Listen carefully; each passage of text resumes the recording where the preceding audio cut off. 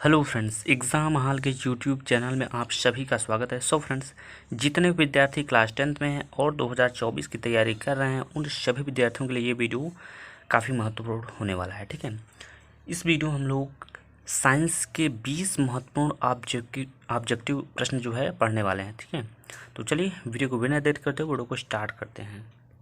तो जैसा कि आप लोग यहाँ पे देख सकते हैं, ये हमारा है पहला क्वेश्चन और पहले क्वेश्चन में दिया गया है। ठीक है, ये जो 20 नंबर हमारे हैं, 20 नंबर के जो ऑब्जेक्टिव क्वेश्चन जो आते हैं, ये जो है हमारे जो है रिजल्ट में काफ़ी मुख्य भूमिका जो है निभाते हैं यहाँ पर। क्योंकि यदि 20 नंबर आप यहाँ से क्लियर कर लेते हैं तो बाकी का जो 50 नंबर का थ्योरी आता है उसको आप लोग आसानी से कर सकेंगे। ठीक है, तो चलिए समझते हैं क्वेश्चन नंबर पहले को। तो क्वेश्चन नंबर पहले में दिया गया है Fe2O3। ठीक है, उसका रिएक्शन कराया जा रहा है किससे? एल्यूमिनियम से। तो यहाँ पर प्रोडक्ट के रूप में निकल के आ रहा है Al2O3 और प्लस में 2Fe। अब यहाँ पर आपको थोड़ा सा समझना होगा। यहाँ पर देखिए Fe2 था, यहाँ पर रिएक्शन कराया गया किससे? एल्यूमिनियम से। तो एल्यूमिनियम जो है यहाँ पर Fe को जो है यानी कि आयरन को जो है यहाँ पर विस्थापित कर दिया, यहाँ पर से हटा दिया है। ठीक है, रिप्लेस कर दिया है आप बोल सकते हैं। तो यहाँ पर बोला जा रहा है ऊपर दी गई अभिक्रिया किस प्रकार की है? ऑप्शन नंबर फर्स्ट में दिया गया है संयोजन अभिक्रिया, ऑप्शन नंबर बी में दिया गया है विस्थापन अभिक्रिया और ऑप्शन नंबर सी में है वियोजन अभिक्रिया। ठीक है, ये संयोजन था, ये वियोजन है। ठीक है, और ऑप्शन नंबर डी में क्या दिया गया है? तो द्विविस्थापन अभिक्रिया दिया है। तो आप यहाँ पर देख सकते हैं कि ये आयरन का जब रिएक्शन कराया गया एल्यूमिनियम से, आयरन ऑक्साइड का, तो आयरन एल्यूमिनियम जो है आयरन को जो यहाँ पर रिप्लेस कर दिया है, हटा दिया है। तो अतः आप बोल सकते हैं क्या यहाँ पर विस्थापन अभिक्रिया होगा, क्योंकि एल्यूमिनियम जो है आयरन को यहाँ पर विस्थापित कर दिया है। तो यानी ऑप्शन नंबर आपका जो बी है वो करेक्ट हो जाएगा। समझ रहे हैं इस बात को? तो चलिए क्वेश्चन नंबर दूसरे की ओर चलते हैं। क्वेश्चन नंबर दूसरे में दिया गया है लौह ऑक्सीजन से संयोग करके क्या बनाता है? ठीक है, तो क्वेश्चन आपका था यही कि लौह ऑक्सीजन से संयोग करके क्या बनाता है? तो ऑप्शन नंबर ए में दिया गया लौह ऑक्साइड। ठीक है, ऑप्शन नंबर बी में दिया गया, देखिए यहाँ पर लौह लिखा, हम यहाँ पर लौह ही होना चाहिए था। ठीक है, तो लौह कार्बोनेट है। ऑप्शन नंबर सी में दिया गया लौह सल्फेट दिया गया है और ऑप्शन नंबर डी में क्या है? इनमें से कोई नहीं। तो देखिए लोहा ऑक्सीजन से जब भी क्रिया करेगा तो लौह ऑक्साइड बनाएगा। ठीक है, क्या बनाएगा? लौह ऑक्साइड। यानी ऑप्शन नंबर आपका जो फर्स्ट वाला है, ए वाला है, वो करेक्ट हो जाएगा। समझ रहे हैं इस बात को? तो चलिए अब चलते हैं हम लोग क्वेश्चन नंबर तीसरे की ओर। यहाँ पर आप लोग देख सकते हैं, ये है आपका क्वेश्चन नंबर तीसरा यानी क्वेश्चन नंबर 3। ठीक है, और यहाँ पर कुछ रिएक्शंस दिए गए हैं जो कि आयरन क्लोराइड है, यहाँ पर उसका रिएक्शन कराया जा रहा है पानी से। और यहाँ पर वाई के स्थान पे यहाँ पर आपको क्या रखना है इन चारों ऑप्शन में से, वही पूछ रहा है यहाँ पर। ठीक है, तो यहाँ पर रिएक्शन जब भी कराया गया तो उसके जो है प्रोडक्ट में निकल के आ रहा है आयरन क्लोराइड प्लस H2SO4 यानी कि सल्फ्यूरिक अम्ल और प्लस में दिया रहा है क्या? HCl। ठीक है, यानी हाइड्रोजन क्लोराइड बोल सकते हैं इसे। और यहाँ पर पूछा जा रहा है रासायनिक अभिक्रिया में वाई है। अब अगर आप लोग ध्यान से समझेंगे तो यहाँ पर आयरन क्लोराइड तो इधर भी दिया गया था और प्लस में HCl भी, यहाँ पर H यहाँ से मिल जाएगा और Cl यहाँ, क्योंकि Cl यहाँ पर 3 है तो एक Cl इसके साथ हो गया। लेकिन यहाँ पर अगर आप लोग ध्यान से समझेंगे तो यहाँ पर लिखा है H2SO4, जबकि यहाँ पर अभिकारक में जो है SO4 है ही नहीं कहीं पे। तो हम कह सकते हैं कि Y के स्थान पे हम क्या रखेंगे? तो SO2 रख देंगे तो H2SO4 हमारा जो है यहाँ से बन जाएगा। तो अतः आप कह सकते हैं ऑप्शन नंबर आपका जो बी वाला है ऑप्शन, वो करेक्ट हो जाएगा। समझ रहे हैं? तो चलिए अब हम चलते हैं क्वेश्चन नंबर 14 की ओर। ठीक है, तो चलिए क्वेश्चन नंबर 14 को देखते हैं और समझते हैं यहाँ पर क्या दिया गया है। तो क्वेश्चन नंबर 14 में आपको दिया गया है शरीर में भोजन पाचन कौन सी अभिक्रिया है? ठीक है, ऑप्शन नंबर ए में दिया गया है क्या? अवकरण। ठीक है, और ऑप्शन नंबर बी में दिया गया उदासीनीकरण और ऑप्शन नंबर सी में है ऑक्सीकरण और ऑप्शन नंबर डी में दिया गया क्या? अपघटन दिया गया है। ठीक है, यानी शरीर में भोजन पाचन कौन सी अभिक्रिया होती है? तो भाई देखो यहाँ पर होती है ऑक्सीकरण अभिक्रिया होती है। तो ऑक्सीकरण यानी ऑप्शन नंबर आपका जो सी में दिया गया है वो करेक्ट हो जाएगा। समझ रहे हैं इस बात को? तो चलिए अब हम लोग चलते हैं क्वेश्चन नंबर 5 को समझते हैं क्या दिया गया है उसमें। तो यहाँ पर आप लोग देख सकते हैं ये काफ़ी अच्छा क्वेश्चन है, ये आपके पीरियोडिक टेबल से यहाँ पर क्वेश्चन पूछ लिया गया है। ठीक है, तो यहाँ पर पूछा जा रहा है सोडियम का परमाणु क्रमांक है। ऑप्शन नंबर ए में दिया गया है 12 और ऑप्शन नंबर बी में है 14, ऑप्शन नंबर सी में है 11 और ऑप्शन नंबर डी में है 16। तो आप सभी लोग यदि पीरियोडिक टेबल अच्छे से पढ़े होंगे तो आप सभी लोगों को पता होगा कि सोडियम का जो है क्रमांक कितना होता है? तो देखिए सोडियम का जो क्रमांक होता है वो होता है 11 यानी 11 होता है। मैं आप लोग से एक क्वेश्चन पूछ रहा हूँ कि सोडियम का जो है आप लोग जो उसको किस नाम से डिनोट करते हैं, यानी कि प्रतीक उसका क्या होता है, उसको आप लोग कमेंट बॉक्स में ज़रूर बताइएगा, ठीक है। तो चलिए चलते हैं अगले क्वेश्चन की ओर, यानी क्वेश्चन नंबर 6वें की ओर। तो यहाँ पर आप देखेंगे ध्यान से, तो ये आपका है 6वां क्वेश्चन, और क्वेश्चन नंबर 6 में आपसे पूछ रहा है क्या, झारक के साथ हल्दी का रंग होता है कैसा, ठीक है, यानी झारक के साथ हल्दी का रंग जो है कैसा होता है, यही आपसे पूछा जा रहा है यहाँ पर। तो ऑप्शन नंबर फर्स्ट में दिया गया पीला, और ऑप्शन नंबर सेकंड यानी बी में दिया गया नारंगी, ऑप्शन नंबर सी में दिया गया भूरा लाल, और ऑप्शन नंबर डी में दिया गया क्या अपार। समझ रहे हैं इस बात को? तो देखिए झारक के साथ जब हल्दी का रंग मिक्स कर दिया जाता है वहाँ पे, तो भूरा और लाल हो जाता है वो, ठीक है। कौन सा क्या हो जाता है? तो भूरा लाल। अच्छे से इसको याद रखिएगा, ठीक है, और अपनी कॉपी में नोट्स बना लीजिएगा ताकि आपको याद करने में या फिर पढ़ने में आसानी हो। तो चलिए चलते हैं क्वेश्चन नंबर 7वें की ओर। तो यहाँ पर आप लोग देख सकते हैं ये है आपका क्वेश्चन नंबर 7वां, और क्वेश्चन नंबर 7वें में बोला जा रहा है क्या, शुद्ध जल का पीएच मान होता है, यानी शुद्ध जल का जो पीएच मान होता है वो कितना होता है। तो आप देख सकते हैं ये क्वेश्चन जो है पीएच मान से पूछा जा रहा है। तो पीएच मान जो है आपको अच्छे से समझना होगा, पढ़ना होगा उसे, तभी आप लोग जो है 1 नंबर आपका ले जाएंगे, नहीं तो यहाँ से आपका कट जाएगा 1 नंबर जब पढ़ेंगे ही नहीं तो। ऑप्शन नंबर फर्स्ट में दिया गया है 0, ऑप्शन नंबर सेकंड में दिया गया है 1, और ऑप्शन नंबर सी में या थर्ड में दिया गया है 7, और ऑप्शन नंबर डी में दिया गया है कितना 14 दिया गया है। समझ रहे हैं इस बात को? तो शुद्ध जल का जो पीएच मान होगा आप सभी लोग को पता होना चाहिए 7 होता है भाई, याद कर लो आज से, ठीक है। ऑप्शन नंबर इसका जो है सी करेक्ट हो जाएगा। तो चलिए अब हम लोग चलते हैं क्वेश्चन नंबर 8वें की ओर, और क्वेश्चन नंबर 8वें को समझते हैं क्या दिया गया है। तो क्वेश्चन नंबर 8वें में दिया गया है खाने के सोडा का रासायनिक सूत्र है। ऑप्शन नंबर ए में दिया गया Na2CO3 यानी सोडियम कार्बोनेट बोल सकते हैं इसको, ठीक है। ऑप्शन नंबर बी में दिया गया NaHCO3 यानी सोडियम बाई कार्बोनेट। जब एच यहाँ पर बीच में लग जाता है ना, तो वहाँ पर उसके स्थान पर हम बाई का प्रयोग करते हैं, यानी ये लिखा है sodium bicarbonate. Option number C में दिया गया NaCl जिसे हम लोग नमक भी बोलते हैं या फिर सोडियम क्लोराइड भी बोलते हैं, ठीक है।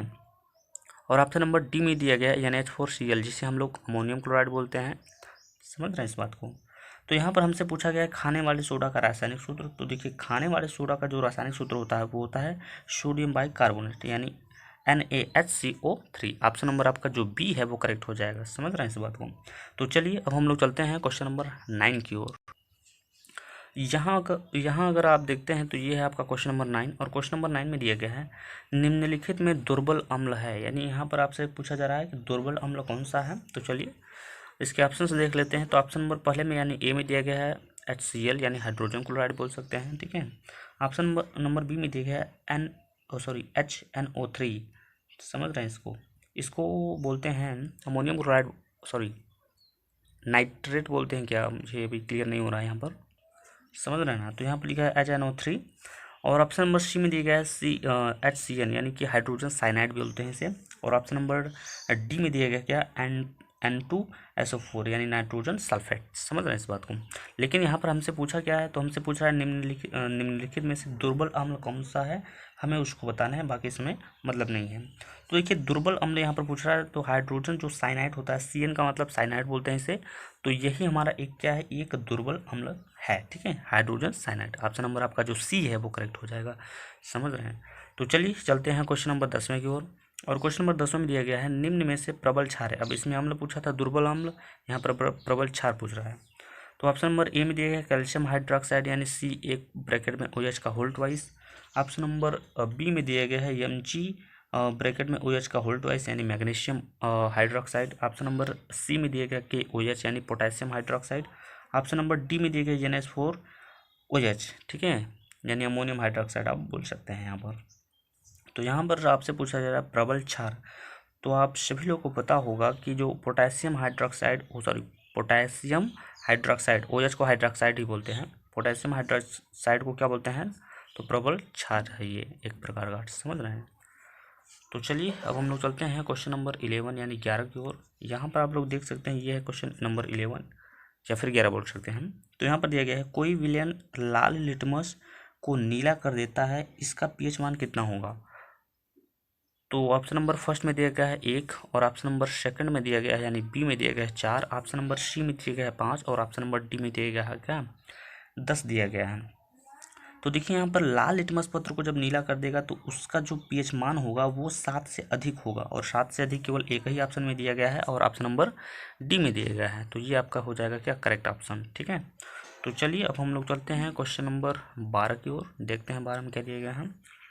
तो यहाँ पर अगर आप देखेंगे तो ये है आपका क्वेश्चन नंबर 12 यानी 12, और इसमें पूछ रहा है पेयजल को जीवाणु रहित करने में प्रयोग किया जाता है, यानी कि पेयजल को जीवाणु से रहित करने में हम किस चीज़ का प्रयोग करते हैं। तो ऑप्शन नंबर फर्स्ट में है कैल्शियम ऑक्सीक्लोराइड यानी CaOCl2, ठीक है। और ऑप्शन नंबर बी में दिया गया है CaCl2 यानी calcium carbonide, sorry calcium chloride, calcium chloride.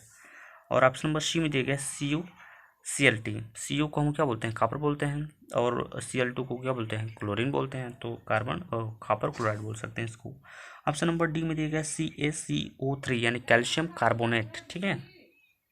देखिए हमसे पूछा क्या जा रहा है, तो पेयजल को जीवाणु रहित बनाने के लिए क्या प्रयोग करते हैं यहाँ पर, समझ रहे हैं। तो पेयजल को जब अजीवाणु रहित बनाने के लिए हम जो है कैल्शियम ऑक्सीक्लोराइड का प्रयोग करते हैं, यानी ये देख सकते हैं CaOCl2, फार्मूला इसका देख लीजिए, कैल्शियम ऑक्सीक्लोराइड का, समझ रहे हैं। तो चलिए क्वेश्चन नंबर अब हम 13 को समझते हैं, उसमें क्या दिया गया है। तो यहाँ पर देखते हैं तो ये है आपका क्वेश्चन नंबर 13, और क्वेश्चन नंबर 13 में दिया गया है निम्न में से अम्लीय लवण है, ठीक है। ऑप्शन नंबर फर्स्ट में दिया गया है NaCl यानी कि सोडियम क्लोराइड, इसे हम लोग नमक भी बोल सकते हैं, समझ रहे हैं इस बात को। और ऑप्शन नंबर बी में दिया गया है Na2SO4। ऑप्शन नंबर सी में दिया गया है NaSO3 यानी कि सोडियम बाईसल्फेट। और ऑप्शन नंबर डी में दिया गया है KCN दिया गया है, ठीक है। और हमसे यहाँ पर देखिए पूछ क्या रहा है, तो अम्लीय लवण है, ये पूछ रहा है, क्या पूछ रहा है, तो अम्लीय लवण पूछ रहा है हमसे, समझ रहे हैं इस बात को। तो अम्लीय लवण जो हो जाएगा आपका वो हो जाएगा NaSO4 यानी कि सोडियम बाईसल्फेट हो जाएगा, क्या हो जाएगा, तो सोडियम बाईसल्फेट वाला जो ऑप्शन है वो करेक्ट हो जाएगा, समझ रहे हैं। तो चलिए अब हम लोग चलते हैं क्वेश्चन नंबर 14 की ओर। यहाँ पर आप लोग देख सकते हैं इसका ऑप्शन थोड़ा बड़ा था, इसलिए मैंने इस प्रकार से लिख लिया यहाँ पर, तो यहाँ पर कन्फ्यूज जो है होने की कोई ज़रूरत नहीं है। तो यहाँ पर आप लोग देख सकते हैं ये आपका है क्वेश्चन नंबर 14, और क्वेश्चन नंबर 14 में क्या पूछ रहा है, मीथेन का आणविक सूत्र C2H6 है, इनमें 6 सहसंयोजन आबंध है, 7 सहसंयोजन आबंध है, या फिर 8 सहसंयोजक आबंध है, या फिर बोल सकते हैं आप 9 सहसंयोजक आबंध है। तो इसमें से C2H5 इसमें कितने सहसंयोजक आबंध जो है यही आपको यहाँ पर बताना है, समझ रहे हैं इस बात को। तो देखिए भाई होता क्या है कि मेथेन में जो है 7 सहसंयोजक आबंध हैं, यानी ऑप्शन नंबर आपका जो बी है वो करेक्ट हो जाएगा, समझ रहे हैं इस बात को। तो चलिए अब हम लोग चलते हैं क्वेश्चन नंबर 15 की ओर। क्वेश्चन नंबर 15 भी समझिएगा भाई, देखिए कैसे किया जाएगा इसको। क्वेश्चन नंबर 15 को देखिए, तो क्वेश्चन नंबर 15 में दिया गया पृथक्करण का नियम किसने प्रस्तुत किया, यानी पृथक्करण का जो नियम है वो किसके द्वारा प्रस्तुत किया गया था, वही आपको बताना है।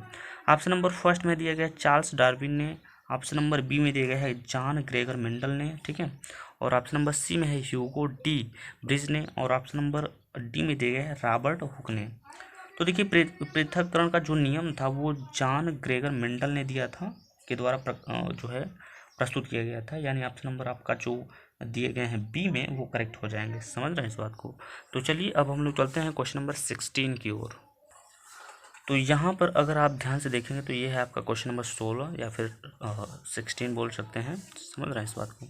और इसमें दिए गए हैं विकासी के दृष्टिकोण से हमारी किससे अधिक सामान्यता है। ऑप्शन नंबर फर्स्ट में दिया गया है चीन के विद्यार्थी, ऑप्शन नंबर बी में दिए गए हैं मकड़ी, और ऑप्शन नंबर सी में दिया गया है चिंपैंजी, और ऑप्शन नंबर डी में दिया गया है जीवाणु।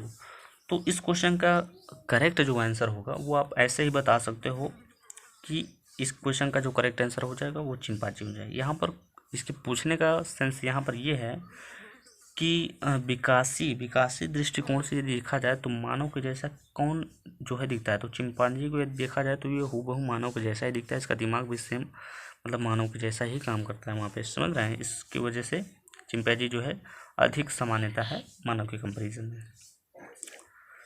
तो चलिए यहाँ पर देखते हैं क्वेश्चन नंबर 17 को, और क्वेश्चन नंबर 17 में पूछा जा रहा है समतल दर्पण की फोकस दूरी होती है। तो देखिए समतल दर्पण की फोकस दूरी होती है अनंत, आप इसे रट लो भाई, अब इसे रट लो, समतल दर्पण की फोकस दूरी अनंत होती है।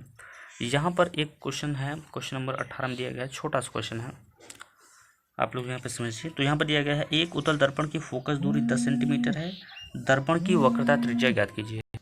ठीक है, तो ये आपका एक छोटा सा सवाल है, इसको आप चाहे तो लगा सकते हैं आसानी से। तो चलिए इसको भी हम लोग समझ लेते हैं कैसे लगता है। तो सबसे पहले इस तरीके का क्वेश्चन जो है आपके एग्ज़ाम में 1-2 आपको देखने को जरूर मिलता है, वो भी 1 नंबर में। कितने नंबर का? तो 1 नंबर का, क्योंकि MCQ में ही देगा तो समझ रहे हैं। तो सबसे पहले हम लोग समझते हैं इसमें दिया क्या है। तो यहाँ पर आप लोग देख सकते हैं एक उत्तल दर्पण की फोकस दूरी यहाँ पर बता रहा है कि कितना है, 10 है। यानी कि आप दिखा दो कि फोकस दूरी हमारा कितना है, तो 10 सेंटीमीटर है। ठीक है, और पूछ क्या रहा है, वक्रता त्रिज्या को देखिए हम दर्शाते हैं R से। तो फार्मूला आपका होता क्या है, R बराबर होता है फार्मूला 2F होता है। तो हमें R की तो वैल्यू नहीं दिया है, यहाँ पर 2 लिखेंगे, गुणे F का मान कितना दिया गया है, 10। तो 10 दूना का यदि गुणा करेंगे तो 10 दूना हो जाएगा 20, यानी कि वक्रता त्रिज्या जो हमारा होगा वो निकल के आ गया हमारा कितना सेंटीमीटर, तो 20 सेंटीमीटर। यानी ऑप्शन नंबर आपका जो C वाला है वो करेक्ट हो जाएगा। समझ रहे हैं इस बात को। तो चलिए क्वेश्चन नंबर 19 की ओर चलते हैं यहाँ पर। तो ये है आपका क्वेश्चन नंबर 19, और क्वेश्चन नंबर 19 में दिया गया है चंद्रमा से देखने पर आकाश दिखाई देता है। यानी आकाश कैसा दिखाई देता है चंद्रमा से देखने पर। ऑप्शन नंबर ए में दिया गया है बैगनी, और ऑप्शन नंबर बी में दिया गया है नीला, ऑप्शन नंबर सी में दिया गया है काला, तो ऑप्शन नंबर डी में दिया गया क्या, सफ़ेद।